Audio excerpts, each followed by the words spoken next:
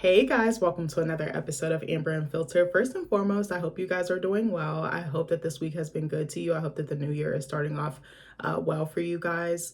I Today is going to be a heavier video. It's going to be sensitive and maybe triggering to some. So I please ask that you exercise self-care before watching the video and even after, even if you need to pause it in some parts and come back.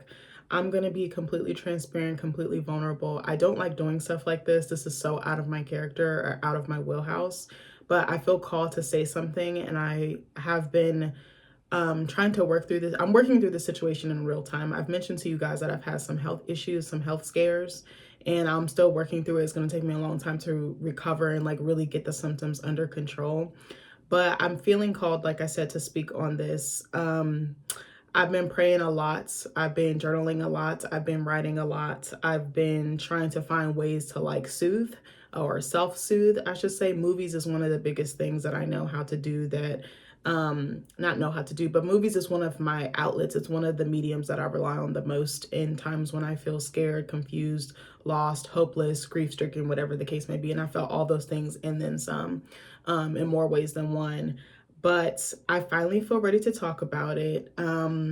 This video is going to be really hard for me to record because, again, I don't like putting myself out there like this. It's very personal, it's very sacred, it's very sensitive, and it's very heavy. Also, side note, I have to get on a call at 2 o'clock. So if this video, if this video is rushed, you know why. Sorry, I don't know why. I just randomly started coughing. My husband is sick. I hope, bitch, I'm not getting sick because I can't do it. But anyways, I've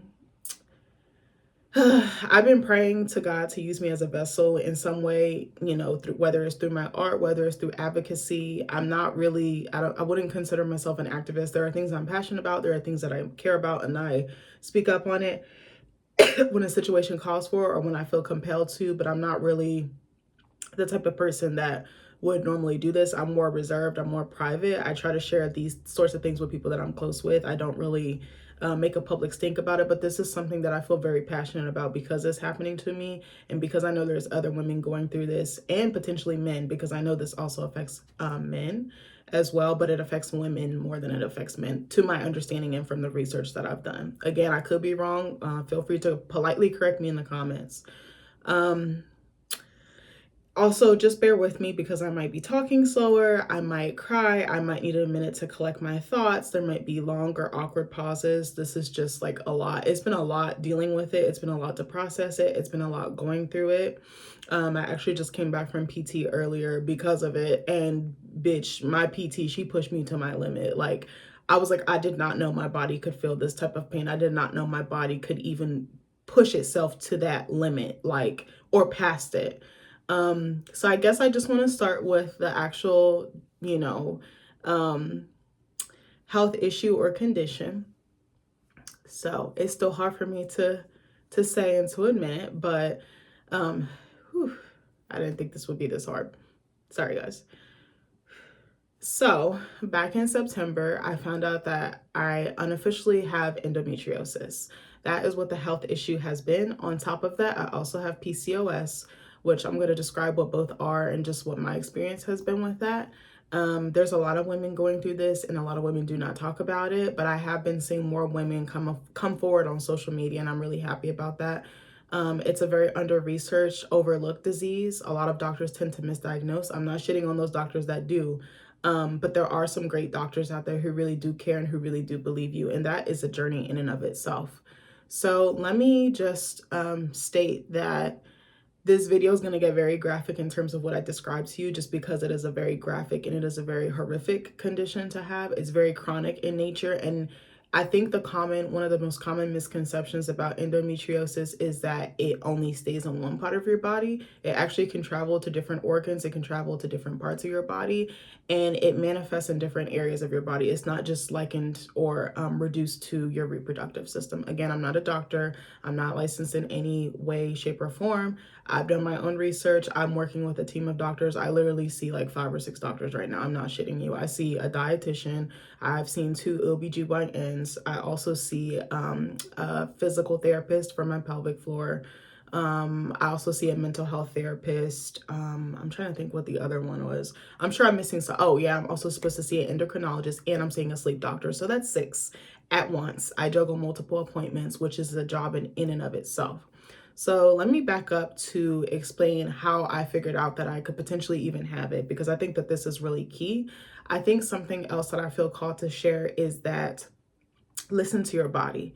That's the message I keep getting and keep receiving this year. I felt it more so towards the end of last year coming into this new year. But listen to your body. Your body will tell you if something's wrong. Your body will tell you whether to steer clear of something or move towards something. And I'm very big on intuition. I'm very big on instinct and listening to that inner voice and listening to that higher voice, because I think it's there for a reason. I think it's there as like a compass, as a guide. Again, I'm not trying to tell you guys what to do. I'm just telling you what works for me. But sometimes we tend to gaslight ourselves. We tend to, oh, it's not that bad. We ignore it. We avoid it, all of the things. But your health is something that you cannot avoid. And recently, I'm going to add a second thing.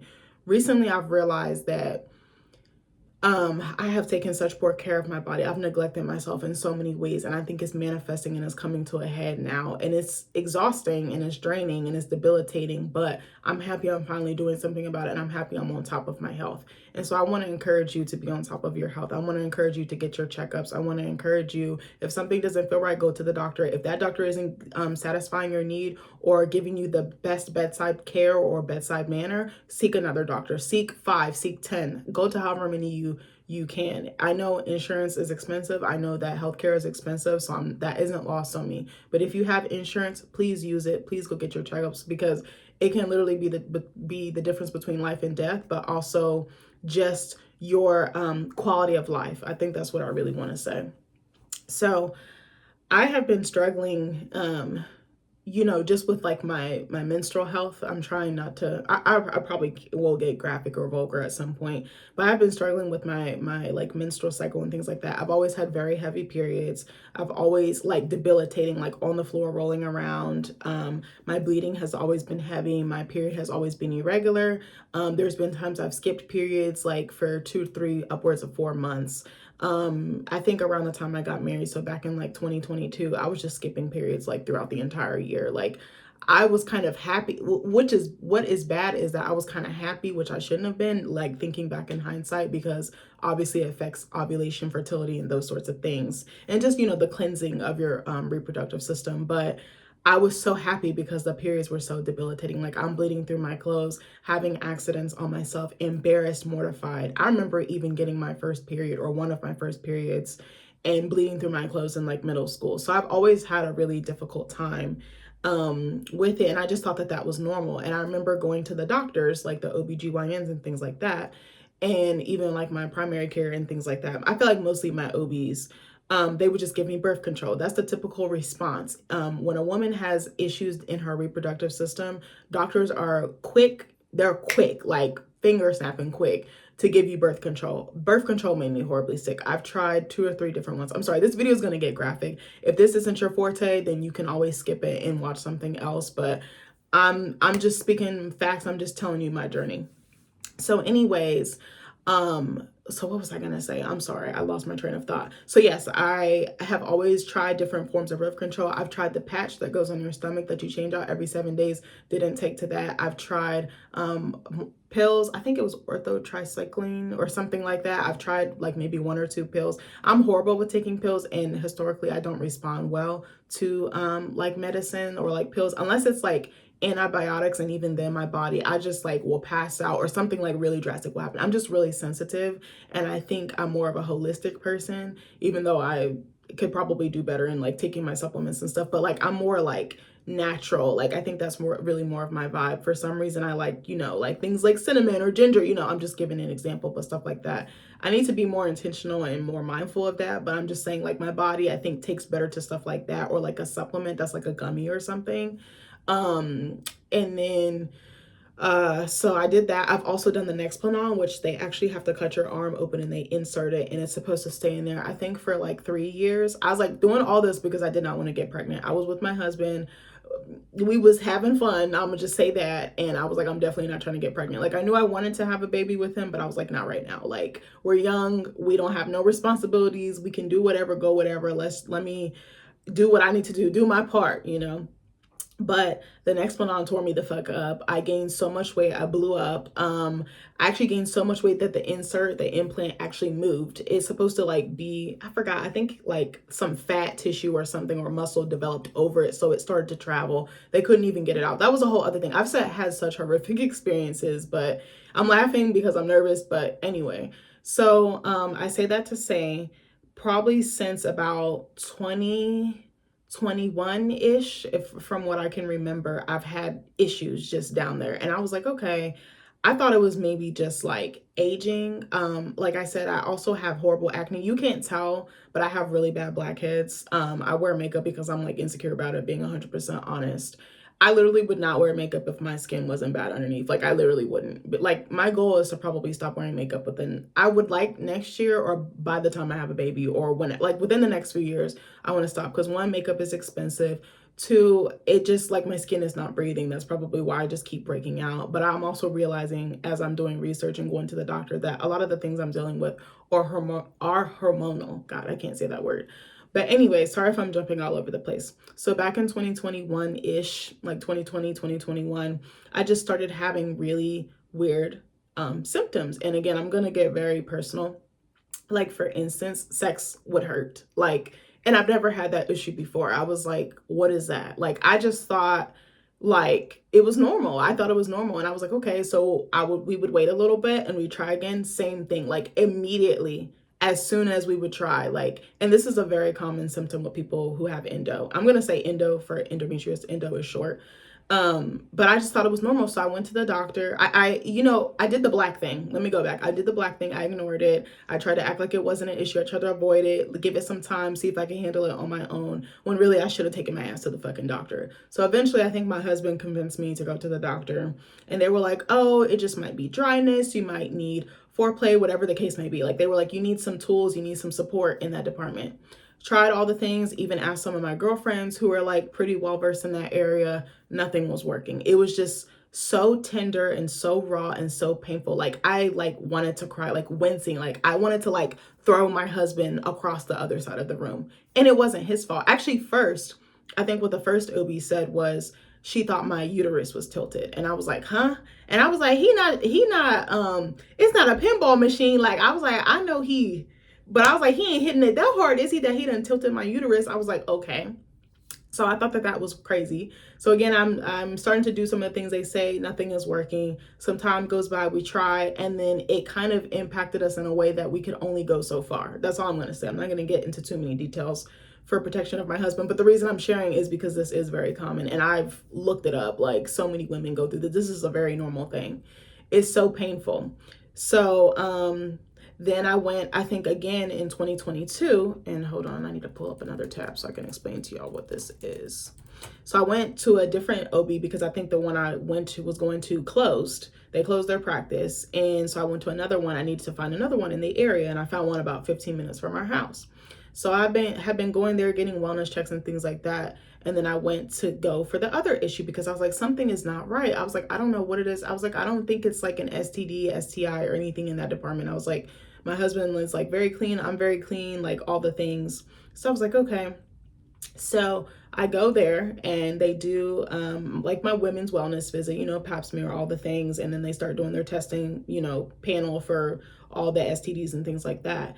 And when I described what's going on with me, my doctor, I was so happy to have her too. She was a black OB, which is really hard to come across. If you know, you know. The last time I had a black OB was in like 2016. Like that should tell you. So anyway, hold on one second. I was literally not coughing until like right when I walked in the house for my appointment. I hope to God I'm not getting sick. So she diagnosed me with PCOS, and I was like, I have no idea what that is. Like, I feel like I've heard of it, but I like put it in the back of my mind. When you see something and you're like, oh, this doesn't apply to me, but like good information to know. So I'm going to tell y'all what PCOS is. PCOS, or polycystic ovary syndrome is a common hormonal disorder in women of reproductive age characterized by irregular periods, like I just told you, excess male hormones called androgens, and often polycystic ovaries, many small cysts on the ovaries, leading to infertility, weight issues, acne, and hair growth, with links to insulin resistance and long-term risks like diabetes and heart disease managed through lifestyle medication. So key characteristics: hormonal imbalance. Ovaries produce too many androgens, interfering with ovulation. Irregular periods. Infrequent, prolonged, or missed periods because eggs aren't released regularly. And physical symptoms: excess hair, face or body, severe acne, thinning scalp hair, skin tags, weight gain, especially abdominal. Ovarian cysts. Follicles that don't mature into eggs appear as small cysts, giving the syndrome its name. Infertility, a leading cause due to irregular ovulation. Related conditions and risks. Insulin resistance. The body doesn't use insulin well, increasing blood sugar linked to weight gain and diabetes. Long-term health. Higher risk for type 2 diabetes, high cholesterol, heart disease, high blood pressure, and uterine cancer. Management and treatment. Medication. Birth control pills to regulate periods or reduce hair or acne, metformin, which helps with the insulin resistance, anti-androgens, lifestyle, diet and exercise help with insulin resistance and weight, symptom management, hair removal, laser or electrolysis, fertility treatments, clomiphene or letrozole. I've never heard of those two, so don't quote me on that. Diagnosis, often diagnosed with at least 2 of irregular periods, high androgen signs, hair, acne, or polycystic ovaries on ultrasound. PCOS is a complex, lifelong condition, but symptoms can be effectively managed to improve health and fertility, requiring consultation with a doctor, aka an OBGYN, for personalized care. So excuse me, let me get rid of this little notification. Sorry, y'all. So I want to talk to you. I want to circle back and go back to some of the symptoms because I mentioned some of these in the beginning, and these are things that I was dealing with. I thought it was normal. I literally thought it was aging because I had always heard, oh, you gain weight, everything spreads when you get older. So I just thought it was, I was like, I'm also eating good. I'm in love. Like all we do is go out to eat, and like that's what I just thought. I really thought it was just aging, but I realized it's not normal. I was probably like 125, 135. I was almost 200 pounds like last year. And my clothes just kept getting tighter and tighter. I felt so fat. I felt so ugly. And bro, I was body shaming myself so bad. I didn't even know. I remember I would go in the mirror first thing in the morning, to get ready for something or just to use the bathroom. And I would look at my stomach. My eyes would immediately drop to my stomach because it literally looks like a kangaroo pouch. It almost looks like a kangaroo pouch, like Fupa, if you know, you know. But it was literally just a little purse just hanging over my belly. It was a little freaking fanny pack just hanging over my hoo-ha. And I'm like, oh my God. I was like, I'm just getting fat. I'm not. And I wasn't working out either. I was eating like shit. I wasn't working out. So I thought it was that. I'm sure that contributed to it because I love sweets. I love salt, excuse me. And I love fast food. When you work a 9 to 5, I feel like for me, when I was working a 9 to 5, I was just thinking, what can I get that's quick? What can I get that will satisfy my appetite? And what can I get that won't have me in the kitchen all day? And a lot of the times I was eating fast food 2 and 3 times a week. There was a point where me and my husband was eating Chick-fil-A 2 times a week. Literally that was a part of our rotation. You know what I mean? You have a certain set of restaurants or places you go just to eat because you're it's good, it gets the job done, it's reliable. I literally said to my friend, I think it was last night, we were talking about Chipotle because we were talking about chimichurri because I had made a HelloFresh with chimichurri, and she was like, I didn't know there was different kinds. And I was like, oh yeah, Chipotle has one. And I had said to her, I was like, Chipotle is so reliable because she was like, I haven't eaten there in so long. My friend, she literally cooks every day or almost every other day. And I've started doing that because I noticed food out, it reacts so poorly to my immune system, or not my immune system, but just my system in general. Hold on one second. I swear to y'all, I was not coughing this much. But the little gut thing, my stomach I look like I'm 2 or 3 months pregnant, which is so crazy because I'm I've never been pregnant before. I have you can't see it, but I'll get this little chin hair and it's long. It just be long. I literally joke to my husband, I'm like, can you please shave my belly goat hair? He gets his clippers and he'll just, or his little trimmer, and he'll shave it for me. And I'm like, oh my God. I have a little mustache. I have to shave it once or a week or every couple of weeks. But there's a couple of hairs that grow under here. It's just random. Sometimes I have it on my stomach, near my belly button. It's just little hairs just sprouting up little flowers or whatever. Like I said, with the irregular period, for a while my periods were irregular, but like within reason, even though having an irregular period is not medically normal or just normal in general. But like it would go longer and longer. Like I started noticing weird gaps to the point I couldn't even remember the last time I had a period. Like when I would go to the OB or any doctor, they'd be like, "When's your last cycle?" And I'd be like, "I literally don't know." And I would like take notes on my phone, and then I would like lose them. I would try to like text it to myself or try to remember like, was there a holiday or someone's birthday, so I could kind of have like a callback or a recall or whatever. Like okay, like the muscle memory of it. But yeah, it was to the point like I don't think I had a period an entire year. Like it was insane. And I thought it was normal. I was like, all right, straight, not realizing that this is not right. This is not normal. But I just didn't know what I didn't know. And I didn't care about myself in the way of like taking care of my health. I had been around people who like my mom was really on me about it. But like, you know, when you just think you're growing, you know everything. Like I was like, damn, I really did myself a disservice. But I was like, last year and this year was like when I stepped the fuck up in terms of my health. Like I've never been on point like this ever. Um, and like I told you guys, I have really severe acne, but it's like hard acne. They're always like blackheads for the most part, but like the bumps are so hard and it's hard to even get the discharge out of it. Like I know that sounds really gross, but like, you know, a normal zit, it'll come right out. Like you have to put some pressure on it. Like, and I know this is gross, but when you're really in love and you're really with someone, they be popping your zits. Like even he would have to like 2 or 3 times, and sometimes he have to like do it in spurts, like get a little bit out, stop, get a little bit out, because it's hard to the touch. The bumps are so hard, and sometimes there don't even be nothing in it. It's just like clear liquid, or maybe not nothing in it, but you know, it's clear liquid. It's not pus or anything like that. It's just so weird. And I started noticing, y'all know when I wear my hair like slicked back and a little poof, I started noticing my hair was thinning on one side. So I like stopped doing it as much because I was like, am I fucking losing hair? And the weight gain, it kind of came out of nowhere. And like it says, especially abdominal, it really is like it just, I remember seeing pictures of myself and just my stomach. Like, actually, I'm going to share something really personal with y'all. When I was getting married and, I remember people around me were like, you know, just make sure you get yourself trim and like, you know, snatched in, to fit into your dress.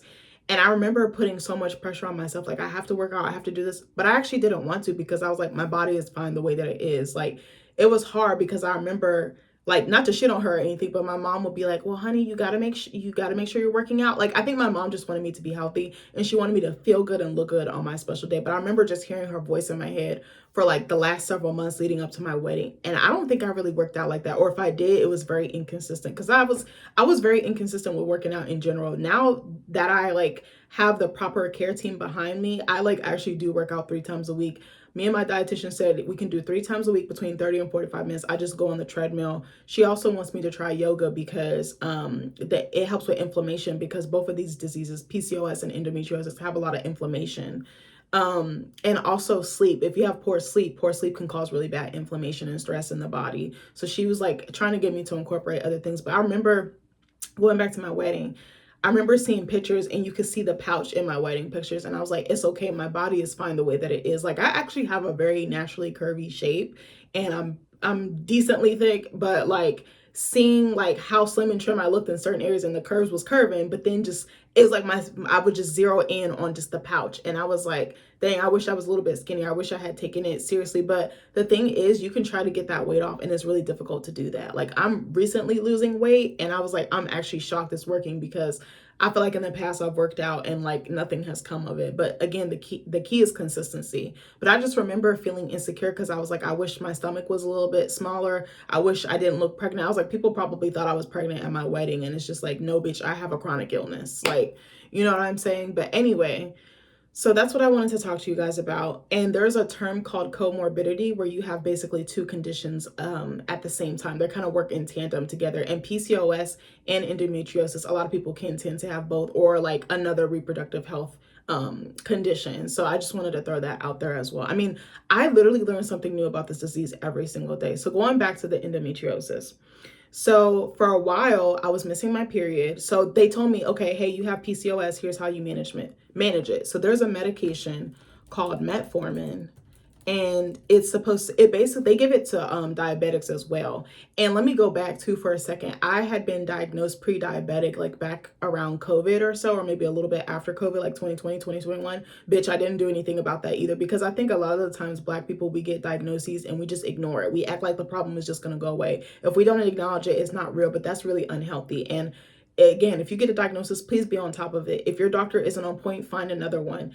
You have to not play with this because it really will catch up to you. Like, that's all I'm saying. I'm 31 and I'm seeing 5 or 6 doctors. That's not normal, but it's because I waited too long. And I think growing up, not to shit on my parents again, I think I was really taught and it was reinforced and conditioned in me to neglect myself. And I carried it with me well into adulthood. But I was like, now it's time to rewire and reprogram in what's the thing, like, where you like deprogram yourself. That's basically what I'm trying to do with my mind and my body. Like, I'm like, I just can't believe I let myself get to this point. Like, it's affecting me on all fronts. And I'm like a zombie right now, but I'm like, I'm going to build myself back up. I'm going to be stronger. I'm going to be better, and I'm going to be more consistent and healthy. So let's talk about metformin for a second. And again, I have 50 minutes. My thought, I was going to try to make this one video, but I might have to make it two. So just bear with me, y'all, because I said I got a call at 2. I actually got a new job on campus, so I'm meeting with the HR to do my, I don't know if you guys know what an I-9 is. I-9 is basically like for your documentation. You know, when you start a new job, you have to give like your passport or your license and like your social or something like that. I could do it on campus, but apparently they have virtual appointments. And I was like, yeah, I'm finna knock this out, so I don't gotta do that, because next week, that's like one thing off my list. Next week I actually start classes. So I was like, I just want to have like a chill day or whatever. But anyways, so let's talk about metformin. So metformin, ooh, excuse me. I hope I'm not getting sick because my husband.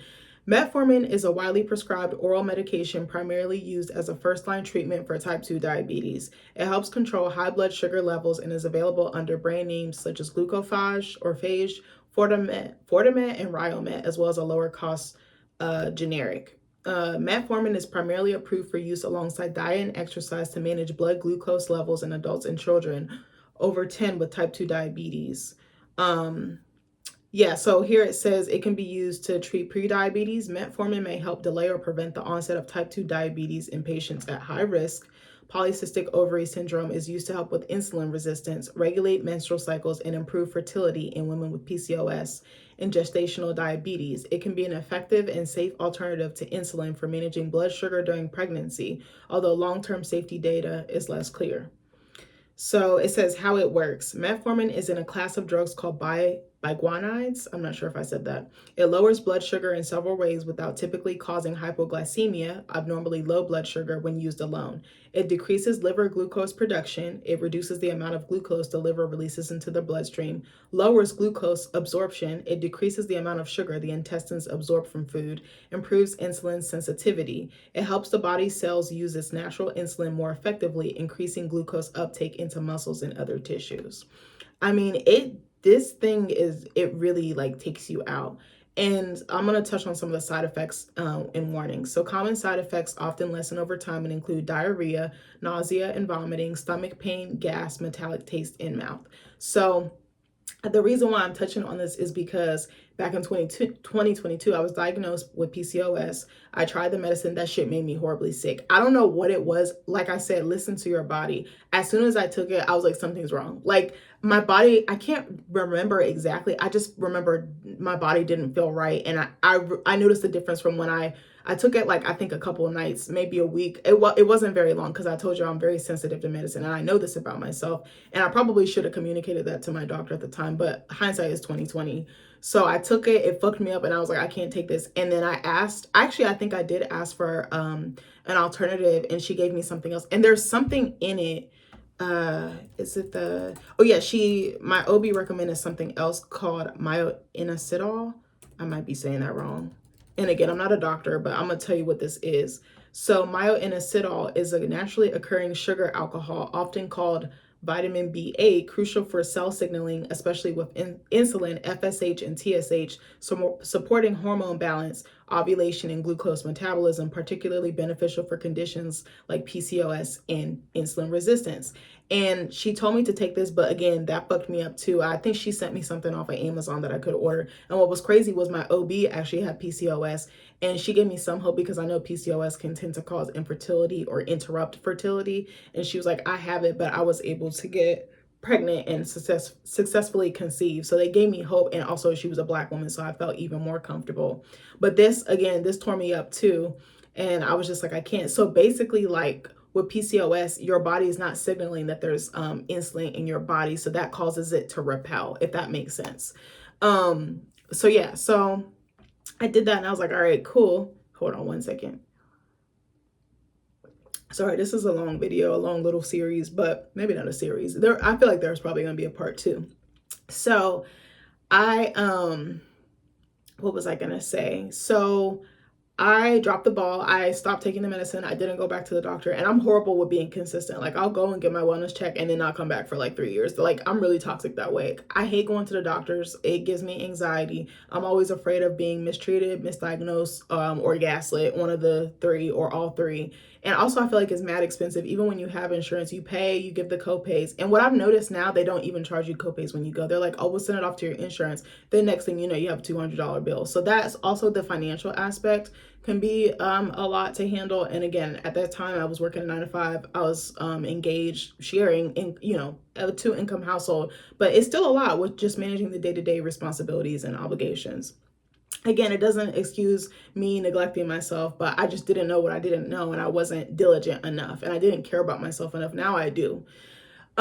So anyway, a couple years passed by, but I was having issues. I randomly started clotting, and the clots were huge, like this huge, like sometimes bigger than that. And like they would make me like bend over, like my abdomen would just like contract, like because I could feel it coming out. They literally, like, the best way I can describe them is like big ass globs of jelly or like cranberry sauce. Like they were literally like that thick, like viscous, like just sticky, and they're hot, like coming out of your body. I would get random cramps. It was almost like I had a period, but it was like 10 times, no, it was like 100 times worse. I would randomly start bleeding just unexpectedly. And it was like someone was squeezing me, like I was a fucking juice pouch. And I was like, what is this? And I just dealt with it. Like I didn't do anything. And I never knew when it was going to come on. So I thought it was just the PCOS, mind you. I'm at work, this is happening. I'm out and about with family, this is happening. Embarrassed. And I started getting smart. I started like wearing darker clothes or wearing like long sweaters or long shirts so it could cover in case I did have an accident. There'd be times I'd be driving home from work and I'm bleeding through my dress, my skirt, my whatever, pants or whatever, and I had to pull over at a gas station or just suck it up. And can you imagine driving with like blood clots and it's just squishing around? Like the thing is, I'm trying to hurry up and get home so I can clean myself up. There's been times there's blood in my fucking driver's seat, blood all in the toilet, like on the floor. Like it took, I just thought it was the PCOS. So I was like, okay. So I remember the defining incident for last year. I know that was kind of long. I wanted to kind of touch on both so you could kind of understand. I thought it was going to be about the endo, but clearly it's not. So hold on one second. So I'm dealing with this for like the last 2 or 3 years. I really realistically remember in 2022, it might have been happening in 2021, and maybe I just thought it was like my period or something. So last year, I told y'all we went to the rodeo for the first time. And something else I noticed, sometimes I would be really, really chill, like nothing would happen. Everything would be calm on all fronts. And next thing I know, it's raging all hellfire. Like it was insane. And usually when I'm like trying to get ready to leave the house is usually when I have an episode or a flare up. And I was just like, what is this? Like, I mean, it was so, I don't wish this on anybody. It was so horrific and like traumatic, and like I was disgusted with myself because I would be bleeding so much. Like it's just flowing. It's bleeding so much my thighs are sticking together, bro. Imagine trying to do your makeup. You're putting on your eyeliner, you're putting on your foundation, you're picking out your hair, your afro, doing your hair, trying to get cute. And you feel good until this incident happens. There's been times where I've canceled. I'm like, oh my God. I remember I was supposed to go on a double date, or I guess a triple date, with 2 of my married friends and their husbands. And I had like the whole day, whole week had been fine. As soon as I get out the shower, pouring, like flooding. I was like, what is this? Like, I didn't know it wasn't normal. And clotting. I was like, I can't go. I was like, I literally can't even put my underwear on without blood dripping everywhere. Like, it looked like a fucking crime scene. Like, my bloody Valentine, like a fucking massacre, like, had happened down there. I was like, oh my God, I didn't know. So last year we were getting ready for the rodeo. And I was like, oh my God, I'm so happy. And sometimes too, I noticed if I eat really sugary or overly sweet things, I think I had tried these things from Duck Donuts. It was like apple, like cinnamon donut holes with like a cream cheese frosting. And it was really decadent and really sweet. That pissed it off. It pissed my endo clean off. Like, you have to be very careful about your eating. Like, it's really hard for me because I have a really bad sweet tooth. So some weeks I can do really, really well. Some weeks I can't. So I had eaten that. I'm telling you, I was in the clear. got in the shower. I got my outfit picked out. I'm putting my music. I'm getting myself hyped, doing all the things. I'm slicking my hair back. I'm looking cute, doing my makeup. Boom.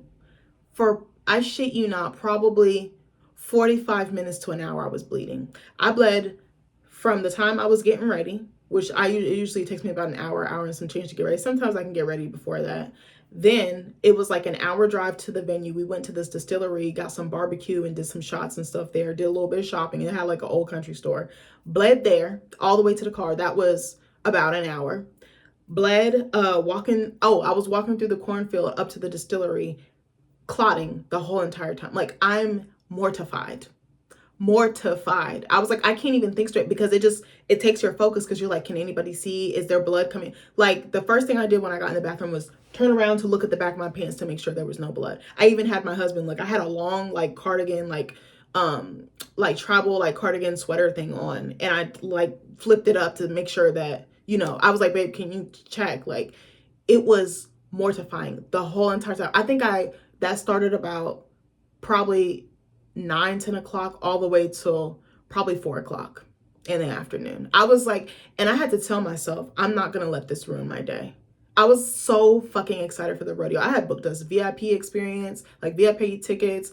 I was like excited for the food. I was excited for the rodeo. Like, this is the thing I had been looking forward to for months, like at least a month or two. Like, I was like, this is gonna be like a good summer. Every year when summer comes around, I'm like, I'm just gonna have a good summer. I'm gonna have a fun summer. I try to look for really unique and cool stuff for me and my husband to do, and just like make new memories and just like really spend that quality time together.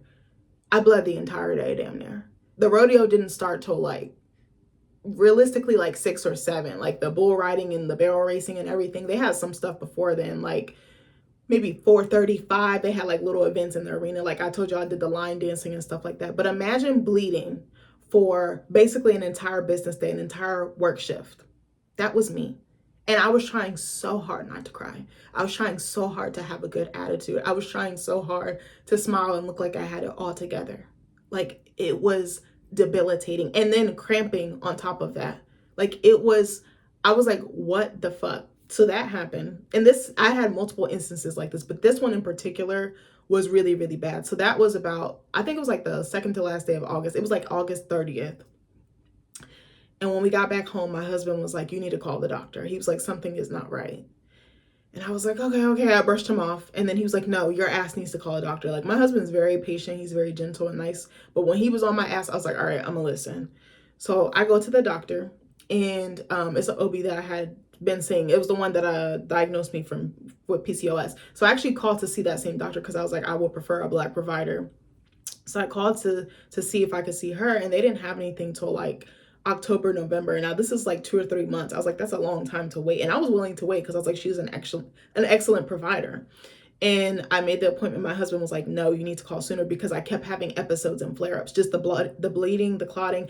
And then it's a fatigue that comes with it that you don't even know. It's like, I was just in the bed, just curled over, just under my covers. Just, I did not want to get out. Sometimes, this is so gross, sometimes I would bleed so much that I just wouldn't even get out the bed because it just took so much out of me. I actually had called my birth mom to ask her if she knew of anybody in the family that had this or had any issues with their reproductive health. And she said something to me that was so profound that no one else said, but it just hit me. She was like, you're so tired because you're losing so much blood. And I was like, she's right. That's not normal. It's not. And I'll just be in the bed bleeding through my clothes, bleeding through my sheets. I bled through so much shit. My fucking underwear, my pants, my skirts, my dresses, my fucking sheets, fucking towels, like blankets. Like, it was too much. I was like, I can't. So he was like, you need to call them back and see if you can be seen sooner. And they were like, okay, we have something like towards like the middle or the end of September. And I was like, okay, I think it was like September 25th or something like that.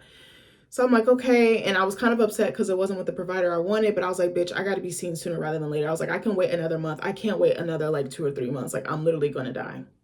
So I remember trying to do research on my own because I was like, I don't think it's just the PCOS. I was like, I think there's something else going on, like something like working in tandem with it or coexisting with this other thing. And I was like, I don't know what it is. And I just kept looking around. I think I thought it was, what did I think it was before? Hold on. Let me see if I can find it. Because I want to, hold on. I forgot what I originally thought it was. I feel like if I see it, I think actually I thought it was fibroids, which is completely different. I thought it was maybe that. And I was like, okay. But then when I looked, all the symptoms didn't quite match. So I just kept looking. And when I looked at endometriosis, it checked off every single one. I was like, oh, I was like, this is me. I was like, I think this is me. I was like, I think I have endometriosis. Like, it was like a light bulb went off. And I was like, oh my God. And then around that time, I think like a week or so before, Lori Harvey had came out. We all know who she is. Gorgeous girl. Be doing her thing. She had came out and she had done an interview, and you know she doesn't do interviews like that with the SheMD podcast, which they have really excellent information. There's a doctor on there, Dr. Thais Al-Abadi, I think is how, I might be mispronouncing her name, but that's a really good podcast for reproductive health, like women's issues and things like that. She actually specializes in endometriosis and like things of that nature. She's had a lot of her celebrity clients come on and share like their journey. I've watched Lori Harvey's, I need to finish it. I've watched Halsey's. I've watched quite a few of them. I can't remember all of them off the top of my head, but I remember that came out at the same time, and it was like an aha moment. And when she came out and said it and I read her symptoms, I was like, this is me. And this was before I even got to my appointment. So when I went into my appointment, I did feel empowered because I was like, oh, I actually know something. I know, like, you know what, that's what I'm saying, listening to your body, but listening to your gut. Like, it was like the puzzle piece kind of clicked into place. It was like the light had been shining and I was like, oh, that's what it is. It was like a light bulb went off. I was like, oh, I'm pretty sure that this is what it is. So then I go into the office. I hadn't been there in like 3 years, I think. And I saw a new provider. And she was so fucking sweet. She was so accommodating. She was so understanding. She asked a lot of probing questions. That's when you know your doctor is good, because they're not just treating you like a number or like a check, like, you know, or like a dollar sign. Like, they're trying to really spend time with you and not rush you out the fucking room so they can see, you know, 40 more patients and get their money for the day. Like, she really spent time with me. That appointment was like probably one of the longest appointments I've ever had, like in my OB like history that I can think of. Like, it was probably like a good 30 to 45 minutes, at least. I would say 35 to 40 at least, if not longer. Like, she was like, and she would pause and she would like absorb the information process and then keep asking me. And I felt so empowered, one, kind of knowing ahead of time, two, like really taking stock of my body and taking inventory of what was going on. That's another thing I want to say. Know your symptoms. So when they ask you, you're not like, it feels so good to know exactly what's going on with your body, to pinpoint it, to name it, to label it, to identify it. Like, I had never been like in that position, like in a doctor's appointment like that. Like, I feel like I really was my best advocate, but I was really trying to get to the root of the issue, and that made me feel so strong in that moment. Okay, so I'm going to talk about, so after I talked to her and I touched on all my symptoms and she asked me different questions, she's like, I'm pretty sure you have endometriosis. She's like, I can't officially diagnose you. She's like, what I want you to do is get an ultrasound. So I got a 3-part ultrasound. It's called the US transvaginal. So they go inside, they go across your pelvis, and I forget, and your abdomen, I think it is, or something to that effect. It was like a 3-parter. Because she just wanted to double check, and she was like, we'll kind of go from there.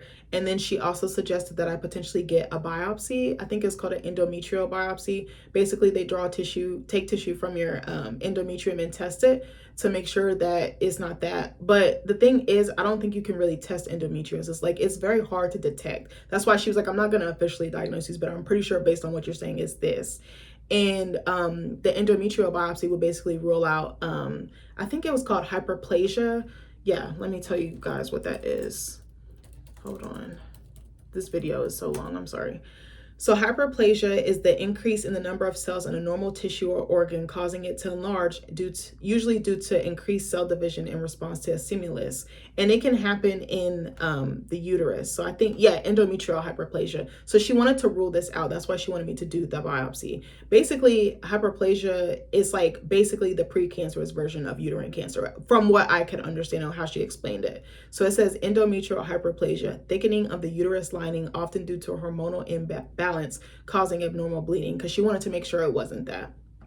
Okay, so I do want to stop for a minute too and tell you guys what endometriosis is. So endometriosis is a condition where tissue similar to the uterine lining or the endometrium well, the endometrium, excuse me, grows outside of the uterus. So basically it's in the incorrect spot. It's supposed to be inside, but it's on the outside. So it's often can be found on the ovaries, the fallopian tubes, or pelvic lining, and it can cause inflammation, severe pain, especially during periods, heavy bleeding, and potentially infertility. This misplaced tissue acts like the normal uterine lining, thickening and bleeding each month, but it can't exit the body, leading to irritation. So the way that my new OB, shout out to him, explained it is basically like a buildup. The blood is building up, the inflammation and everything else is building up. It has nowhere to release, so it just kind of releases whenever the fuck it feels like it. It leads to irritation, scarring, and adhesions that bind organs together. And something else I want to touch on, my physical therapists have been doing kind of like these massages like over my pelvis, like near my womb, uterus area. It is so deep seated. Like it feels like these deep grooves, deep pockets of pain, like sore. Like I don't really cry like right away, but like it like makes me wince. It makes me want to like double over. Like I even remember when my OB, the new one that I went to go see, he did a pelvic exam and he went inside, bro, or you know what I'm trying to say. I was gonna say uterus exam. I don't think that's correct. I'm probably using the wrong word, but you know what I'm saying. He went inside to examine, and it was so tender. Like it hurt so bad. I cannot even begin. I can't even find the word to describe. Like debilitating, like crippling. Excuse me. Hold on one second, guys.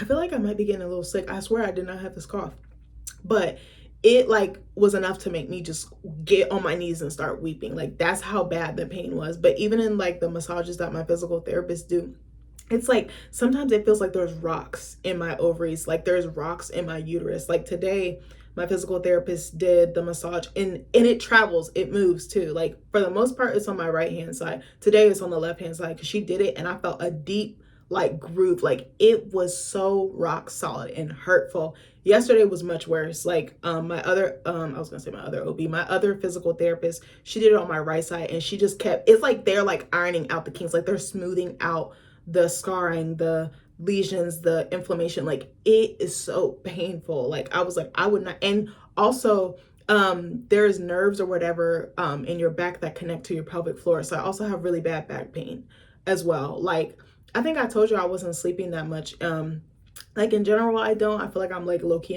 insomniac. But before, like my back would hurt so bad. I thought it was because I was tossing and turning. No, it's the endometriosis, because they're connected and it causes pain in the lower back area. I had no fucking clue. I had went to like a spine and back center.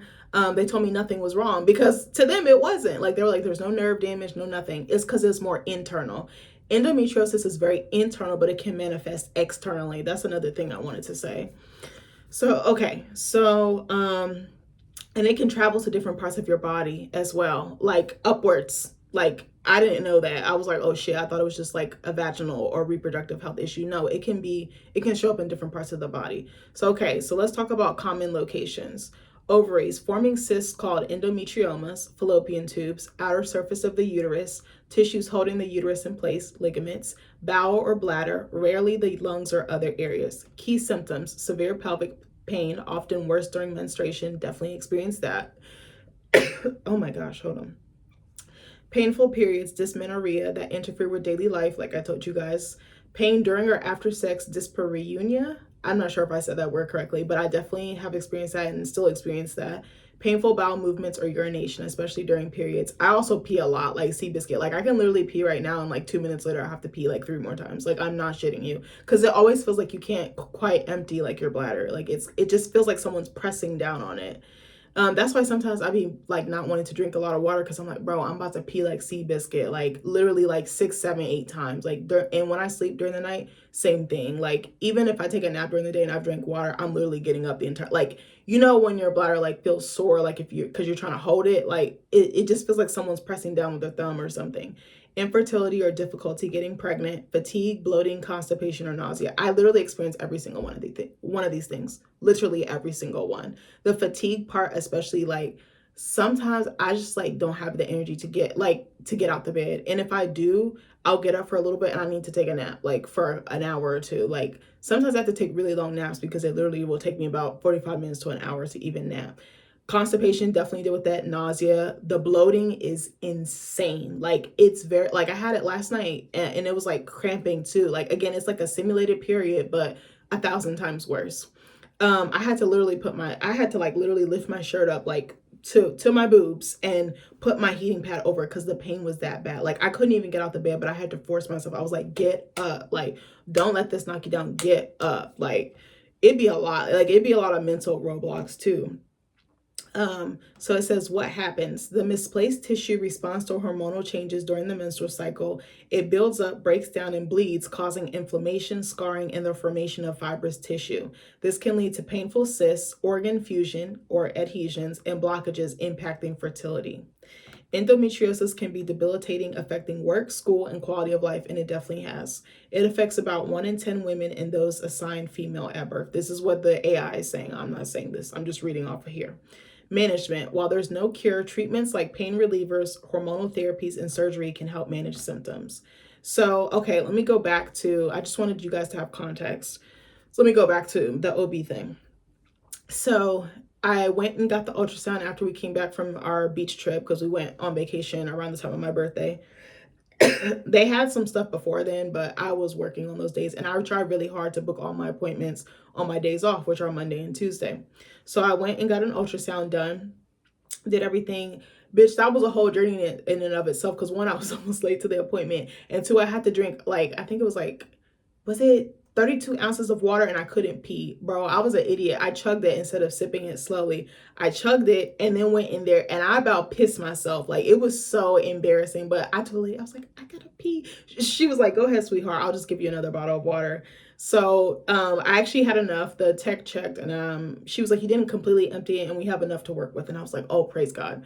So I did my ultrasound. That was really emotional because one, I went by myself. I don't know why the fuck I did that. And let me add something else too. If you have somebody in your life that cares about you, whether it's a friend, whether it's a lover, romantic interest, family member, somebody that you trust, coworker, whoever it is, take them with you to appointments because I didn't realize the emotional toll it would take on me. And I was like, why the fuck didn't I have my husband come? Because I thought I could be strong. I thought I could handle it on my own. But I was like, it would have been nice to have him there, like holding my hand, reassuring me, soothing me.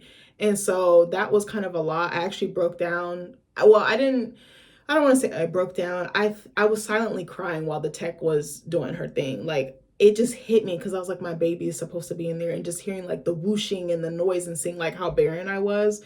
But also just, I was seeing like different things light up and I was like wondering to myself, like, is that the endometriosis or is that just like a normal thing that would show up on an ultrasound? And I was looking at the screen and just hearing like hearing that there was supposed to be life in there, that I wanted life to be in there. We aren't trying yet. We want to try soon, but it just hit me because I was like, my baby should be in there. My baby should be safe. I shouldn't like have to be jumping through all these hoops. Like, it just like all of a sudden hit me and the room was dark and I was just like emotional. Like, I don't know why. I was just crying while she was doing it, but I was just doing it so quietly because I don't like to cry in front of other people. Like, I feel so exposed, so vulnerable. I don't even like to cry in front of like my own husband or my own mom. Like, it's so bad because I'm just like, I don't want you to see me like this. But people in your life are supposed to do that and they're supposed to hold space for you. I think the problem with me is I like to hold space for other people, but I never let people hold space for me. And that's what having this illness has taught me. I have to let people show up for me and I have to let them know what's going on because at first I didn't tell anybody. I was like living in shame. I just was living in silence because I like thought it was my fault and I thought something was wrong with me. That was my initial response and I just felt so bad. And I was like, how do I explain to people that I'm sick, but it's not in the way that you would typically or traditionally think? And so anyway, I had my ultrasound. It took like maybe a week or so to come back. And then my OB called me over the phone and she was like, hey, we're not sure kind of what this is. We think it's X, but we don't think it's this. So it was just like confusing. And I felt like they were a little unprofessional because they kept giving me the runaround. So I had, in the meantime of all that, I was on top of it. Anything that they were telling me to do, I was scheduling it, booking it, showing up, getting my results, scheduling the follow-ups. Like, I was on point. Like, and I'm actually really good at that type of stuff. Like calendar management, like scheduling stuff, filling out paperwork. Like, that's my bread and butter. I come from a very admin savvy background. So to me, this was just like an admin job almost, or like an office job, a desk job. But so I forgot what happened. She called me and she was like, I'm not sure what this is. Oh yeah, that's what it was. So my OB called me and she was like, I'm not sure what this is. I showed another doctor. She's not sure either. What we think you should do is have the biopsy. I think that's when the biopsy talk came in. I feel like she said it the first time I met her, but I don't remember. I might be mixing it up. So anyway, so she was like, I am not well equipped to deal with this. There's another provider in our practice that will be able to handle this. So I suggest you get the biopsy and you get it done with her and you kind of move forward from there. And I was kind of sad because I was like, I wanted to continue care with her. I was like, I don't know this other doctor. You want me to schedule this? You know, the way they phrased it was like a procedure, but it seemed like they just like numbed the area and just collected from it. But I guess it was like very minor. So I was like, okay. So I called the office back and I'm like, hey, can I get this scheduled? Had it scheduled on the books. I, did everything I was supposed to, was communicating with my husband, letting him know where I stood. And again, it's a lot on the mind. It's a lot on the heart or the spirit. So I'm like, okay. So then like a week goes by, this other provider's team, because how the OB was broken out was each OB had a set staff, like set nurses, set assistants, whatever, office people, whatever. So I was like, okay. Or I feel like it was more like clinical staff, like their nurses or medical assistant. So a week later, one of them calls and they're like, oh, you don't need to get this. They don't think that you have what it is that your other doctor says that you have. So do you want to cancel it right now? And I was like, no. Like, again, that's another thing I want to implore you guys to do. I think a lot of the times with authority figures, we tend to just take their word for stuff. And it's like, challenge it, but don't be rude about it. Challenge it. Do your own research, ask questions, ask for a second opinion. I was like, I'm not just gonna, like, my doctor just told me to do this and now you're telling me something different. I was like, the continents are not meeting, as Jesse would say. I was like, why is it two opposite ends of the spectrum? I was like, this is not giving. I was like, something doesn't feel right. And my gut was just like, well, don't just cancel it. I was like, no, I'm not gonna cancel it. I was like, I'm gonna keep it on the books. Because it was scheduled for December. So I had like a couple months out. So I was like, let me talk to my husband and I'm gonna call you back and I'll let you know. So I talked to him. I was like, I feel like I need to go back to my original provider and let her know or ask her some follow-up questions. So my husband was like, yeah, do that. So girl, it's a wild goose chase getting this woman on the phone. I didn't know, but she actually operated out of the hospital that's local to us as well. So she was like going between offices. You know how most doctors' offices have multiple locations, and she was working at the hospital. So I was like, all right. So I'm calling and calling. One day I call, they're like, oh, she's not here. Another day, oh, she's off. Oh, she's at the hospital. She should be back tomorrow. I just was on their ass. Like, I was literally calling them as soon as they opened. They opened at 8. I was calling 8:05, 8:10. Like, I literally was setting alarms so I could be on their ass. Because when you call a doctor's office after a certain hour, it's hard to get somebody on the phone. I was like, I'm not playing with y'all. So finally, she calls me back. And her tone was different. I was a little upset. I was like, my flabbers are gasted a little bit because, bitch, who do you think you were talking to? So she was basically like, I don't know, my name is Bennett, I'm not in it. And I was like, what happened to how you were from the first appointment to now? It seemed like she was agitated with me. I was like, they're telling me I don't need this. You're telling me you do. I was like, which one is it? Then I start asking, I'm like, so is this going to determine if I officially have endometriosis? And she's like, no, it's more so to rule out and maybe she got mad at me because this was information she communicated, but I just wanted to make sure before I started changing stuff and moving stuff around. I was like, I'm not going to do something that I don't need to do, but if I need to rule it out, I need to rule it out. Best case scenario. I was like, I want to weigh all my options. So she was like, basically was like, well, it's your decision. And I was like, okay. So I was like, do you suggest I go see this other doctor in the practice, or do you suggest I have the biopsy and kind of move from there? She's like, well, it's basically like your decision. Like, her tone was just very short and snippy, and I didn't like that shit. And I actually really liked her when I first met her, and I wanted to continue seeing her. But I was like, bitch, you got me fucked up. So I got off the call. I was really fucking frustrated because it felt like I was getting the runaround and I was being pulled in two different directions. And I was like, which one is it? Like, I've never been in this situation before. I don't know what to do. I'm relying on y'all. I don't think endometriosis, like I said, is not easy to detect. It's not easy to diagnose. It doesn't show up on ultrasounds. There's no blood test. There's no, like, how you can do different tests and different like scans and things like that to look for something. This is something, it's very difficult to detect. And so I was like, I don't know if they're well versed in handling this, or maybe they're just trying a bunch of different things and throwing them at the wall to see what sticks. I'm open to whatever, but just let me. It was weird because I felt like I had a clear path, I had clear direction, and then it just kind of went all over the place. And I was like, bitch, what the fuck is that? Like, now what do I do? You're putting it back in my hands, but you're supposed to be helping me. She literally said to me, like, we can work through this together. We can guide each other. We can lean on each other, like a collaboration, like teamwork. And then you just kind of like ghost me or whatever. I was like, I didn't really fuck with that. So I called back And I'm like, I'm not, they're still trying to convince me to cancel the biopsy. And I'm like, I'm not canceling shit. Like, again, you have to really be your own advocate. You have to push back, and it's okay to be a little bit aggressive. I wasn't rude or nasty to anybody, but I was like, here's where you have me fucked up. So anyway, I'm like, hey, they're like, well, the doctor wanted to like speak with you to weigh your options. They were like, they basically were like, cancel the biopsy and come in and talk to the doctor. And I'm like, I don't know this lady, but I'm like, okay, whatever. So I'm like, hey, can I come in and see the doctor? They had one appointment left. And bitch, guess when it was? The next day when I had work, like right before I had work. So then I had to call my boss. I'm like, oh my God, they're putting me in such an uncomfortable position. I think the appointment was like 10:20, and it was right up the street from my work. But I was like, I don't like showing up late for work. And I was like, I've never done this before. I was like, let me call my boss. I actually told her what was going on because I was like, I don't want her thinking I'm faking on her or nothing like that. And she was like, whatever you need to do, your health comes first. Like, my boss was so understanding. She's like one of the most understanding bosses I've ever had. Like, I'm truly gonna miss her.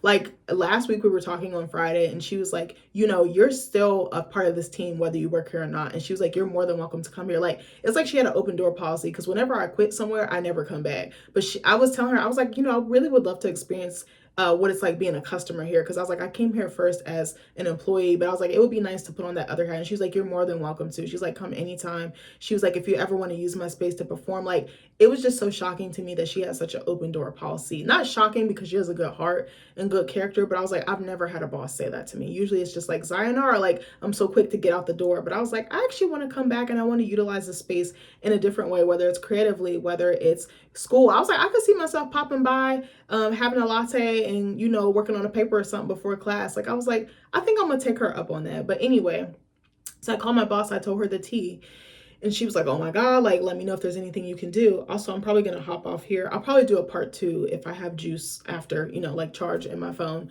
or I could just charge it while I'm recording. But anyway, so I'm trying to figure out what a good point is to stop at. So anyway, what was I finna say?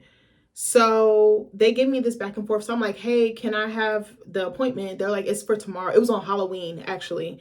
So they were like, yeah, we have an appointment at 10:20. Do you want? I said, yes, sign me up. So I go in, I meet this doctor. I think I'm going to stop at this part and then I'll continue in another video. I'm so sorry I had to break them up. But this appointment, I don't think is going to take that long. It says about 15 minutes. I feel like it's going to be like 5 or 10. So I'll hop on after and I'll finish the video out if I got enough storage. So, what was I going to say? So I see this new doctor. I've never met her before. I only know her name. I actually brought my husband with me. Like I said, bring a support system with you, whether it's one person, whether it's two, whoever you trust with such a sensitive, sacred thing, or whoever knows you and can like advocate for you in times where you may not feel so sure of doing it yourself or confident enough to do it yourself. So I brought my husband with me, and bitch, that was the day I found a fucking mouse in my car.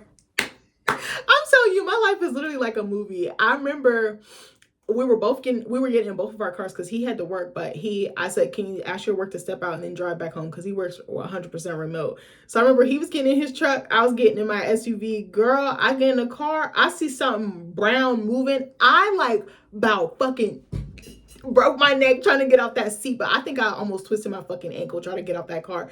I didn't see the face or anything. I just saw the fur. As soon as I turned the car on, it started skittering. I was like, no, bitch, I am not the one. I was like, absolutely not. So I jumped out the car and I'm like, Nick. And he's like, oh my God. He was so calm. He was just picking berries, gingerly walking by. Of course, when he goes to look for it, he can't find it. He opens my trunk. He opens the engine. He's looking everywhere. Can't find it, bro. I was like, yeah, so guess who's not getting in the car? I said, now I got to set my car on fire. Like, I was like, I know you're fucking lying. So then I was like, yeah, so you finna take me to work? I was like, I can't go in that car. So he got my backpack and stuff, because I had like my wallet and my school stuff in there. Or I don't know. I think I brought my laptop or something. I forgot what I put in there. I didn't have my like usual bag or whatever. So he drives us to the office. And so he's with me, and the nurse is awesome. Me and her are vibing. Like, we're telling her what we're going to do for my, they were like, oh, do you guys celebrate Halloween? And I'm talking to her about that. And then like, we're like, oh no, we're going to go get sushi for our niece's birthday. My niece will fuck up some sushi in a heartbeat. I think she ate more than me and my husband. But anyway, because my niece's birthday was that weekend. So we're just talking to her. She's cool and all. Then the fucking doctor comes in. She was a nurse practitioner. A white woman, mind you. And sometimes it be women gaslighting other women. That's the other problem like I have with the OB field at times. You be like, okay, bitch, just because you got the same parts as me don't mean you know what the fuck is going on. Because you don't know what the fuck is going on, okay? Put me in the right direction to somebody who does. So she comes in there, And she has a printed copy of my ultrasound, the one that they told me was the first OB was kind of like, it looks almost as if like you were on your period, but you're saying you don't have a period, so we know this is an abnormal case. The first strike for me was this bitch comes in all chipper, and I'm like, bitch, nothing is chipper about bleeding through my fucking clothes. But anyway, or infertility. So she comes in with a printed copy. She's all friendly, but it felt like very performative. I was like, that's why you look like the fucking fish off SpongeBob, bitch. But anyway, so she comes in. She don't look like the fish off SpongeBob. I was just being a hating ass bitch. But anyway, so she opens the thing, the folder, the file folder, and there's a copy of my ultrasound. She's like, it's normal. It's within normal range. I think, what did she say the range? I think it was like between 15 and 18 and 15 and 20. She was like, you're at 15 or 16. She was like, see, this is normal. I was like, ho, I told you hoes, I don't have a period. I'm bleeding through my clothes. I'm clotting. I'm having all these issues, weight gain, acne, all the things. And you told me this is normal. Like, she really convinced me. I was like, okay, I still wasn't believing her. Like, I'm the type of person, you have to be a free thinker and you have to be an independent thinker. Don't just go with what someone tells you. That's what else. I kind of mentioned that earlier, but don't just go, oh, okay, they're the doctor. No, question it. Ask questions, challenge it, do your own research, because these hoes will really have you fucked up. So I'm like, okay. So then she starts talking about PCOS and she's like, we need to manage that. We need to get those symptoms under control. She actually gave me great medical advice with the PCOS. It was the endo shit that had me fucked up. And I'm about to tell you why in a minute, and then I gotta hop off the video. So she's like, okay, she gives me some great tips. She's like, there's a book called PCOS SOS. I still haven't read it, but I need to go back and read it. She was like, that will just help from the educational standpoint. I asked her, I was like, is there anything I can do? Like any other resources? She was like, the SheMD podcast, which I told y'all about earlier. I was like, yeah, I've been watching some of the episodes. I was like, they're really helpful. She's like, look at that. She also recommended Black Girl Vitamins. I don't know if you heard those. Those are more for like reproductive health or physical health. They have a PCOS relief vitamin. I actually just got that like last month and I've been taking it. That shit makes you so fucking bloated, gassy, and constipated. In the beginning, I said, goddamn, I thought it was the food I was eating. See, that's the thing. Sometimes with our bodies, they do really crazy things. And you be like, oh, what's the food? It's this. You be thinking it's other stuff. But no, bitch, it be the non-stuff that you can't see. And I was like, oh my God, like still, I be so bloated. Like some days my stomach be looking like a balloon and other days it be like calm. It's just very, I know it takes some time for your body to get used to stuff like that. I think it has spearmint and myo-inositol, which I told y'all about earlier, but I've been taking that. My goal is to take it for 3 months and see if it helps any. Supposedly it's supposed to help with the acne. It's supposed to help with the bloating and just like the insulin resistance and things like that. We'll see, fingers crossed. If it don't work, I'm gonna have to try something else. So she recommended that. She also recommended Nourish, which is actually a platform where you can upload your insurance and you can be put in contact or touch with a dietitian. So actually I did do that. I have insurance through my husband's job. And I've been using it. And sure enough, they do tell you, they email you if your appointment is covered or not. So far, knock on wood, all my appointments have been covered. They've been $0 because I think the insurance covers it. They will email you if there's a bill or something like that. My thought is it's free up until you have to do the extra stuff, maybe like some labs or some testing, ultrasounds, things like that. I feel like something like that or something that's outside the normal scope would probably be billed. That's my guess, because I was like, I still don't know how this is free. But I meet with my dietitian every few weeks. She's a really, really nice. She's a new mom, very sweet, very supportive. Like not in terms of just the eating, but just like the mental aspect. Because she's like, I know that this is a lot. Like she's so kind. I love talking to her. And you can also document like what you're eating. And there's an AI feature that'll list like the nutritional value, like your carbs, your fat, your salt, things like that. You can plug in when you work out. It has like a little AI cheerleader that'll be like, great job practicing mindful eating or whatever. And you can also send messages to your clients through there. Like she'll send me stuff and I send her stuff. Something she actually just got me into doing, she was like, if you're going out somewhere and you're not sure what's healthy, send me the menu and I can take a look and give you some suggestions. And I've done that a couple times and it's actually been really helpful. She's teaching me like how to swap stuff out and also how to incorporate more nutrition in what I'm eating. And her suggestions are great. I have to be consistent, but they're really, really great. Like she got me on a smoothie kick to get protein, but also get my fruits or vegetables. She also is teaching me like how to do sweets, but like sweeter, ones that are not as sweet and as damaging, like putting like fruit in them. Like I told you guys, I made this, it's like this viral date bark. It was medjool dates chopped up with dark chocolate, pistachios, and sea salt. When I tell you, me and Nick cleared that, and the longer it sits in the fridge, the more flavor and the more delicious it tastes. Like that shit was so good. I think I'm gonna actually make another one soon. But yeah, so she got that stuff out the way and I was like, oh my God, I'm so happy. She completely dismissed the endo. She was like, I don't think you have it. I think we just need to focus on management of symptoms. I want you to do pelvic floor therapy because basically the muscles of my pelvic floor have locked up because of the pain from the endo and the PCOS. I think more so the endo. So it's like my muscles are on guard because they're like, ooh, that hurts. So that's why I can't have sex, or that's why it's difficult to have sex, because the muscles are not relaxed. They're scared. They're in fear. So out of protection, they have locked up and seized up like fucking Fort Knox. And so she was like, I want you to do all this stuff. And I was like, you really don't think I have endo?